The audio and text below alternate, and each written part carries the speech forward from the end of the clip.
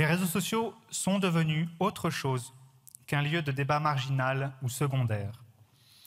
Les plateformes numériques sont aujourd'hui, de fait, une pièce maîtresse dans le jeu politique. Elles sont une place centrale et permanente du débat public.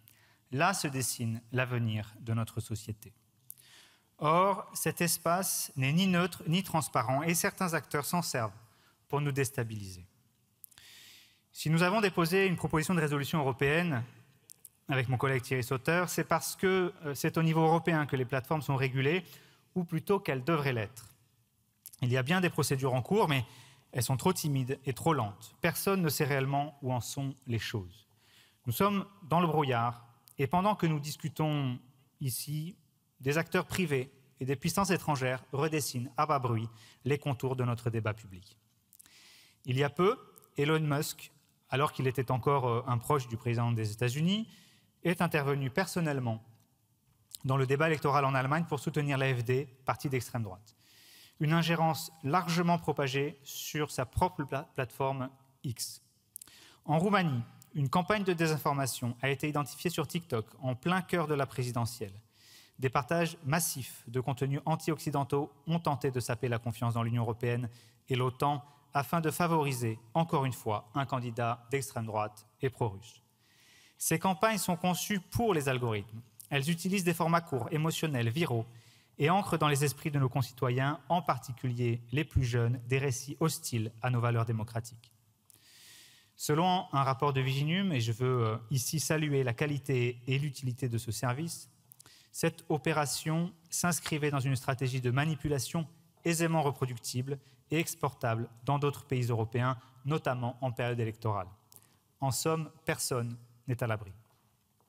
Alors que le droit européen tarde à s'appliquer, certaines plateformes s'autorisent à réintégrer des comptes bannis pour discours haineux, à démanteler des équipes de modération et à ignorer les autorités de régulation. L'absence de réaction ferme et rapide de la France comme de l'Europe est, je dois le dire, choquante.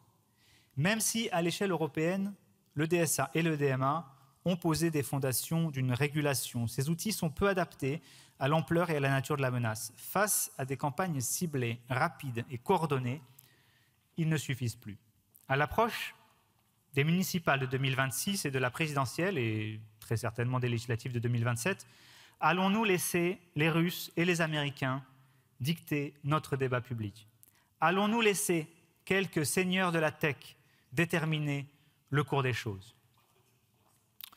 Une action immédiate de protection est nécessaire et à moyen terme, nous devons créer les conditions du développement de plateformes européennes. Nous sommes aujourd'hui captifs des solutions américaines et chinoises. Il y a un enjeu de souveraineté que l'on ne peut plus ignorer. Pour que de nouveaux acteurs puissent émerger, il faudra imposer l'interopérabilité des plateformes, permettre aux utilisateurs de partir avec leur communauté. C'est la seule manière de casser les monopoles existants. Il faudra aussi revoir le statut juridique de ces plateformes. Elles ne sont peut-être pas des médias traditionnels, mais arrêtons de croire qu'elles ne sont que de simples hébergeurs.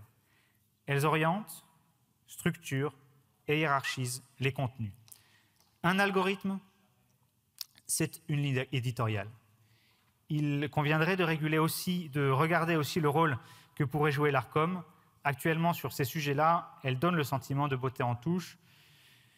Mais en cas de carence du niveau européen, la France peut et elle doit agir.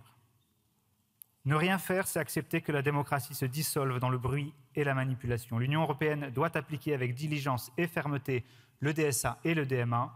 Elle doit aussi se doter d'un outil de gestion de crise. À défaut, il faudra prendre des mesures au niveau national. Nous sommes attaqués par les nouveaux impérialismes russes, chinois, américains. Nous devons sortir d'une forme de naïveté et de passivité. Il faut prendre au sérieux toutes les tentatives de déstabilisation. Le temps joue contre nous.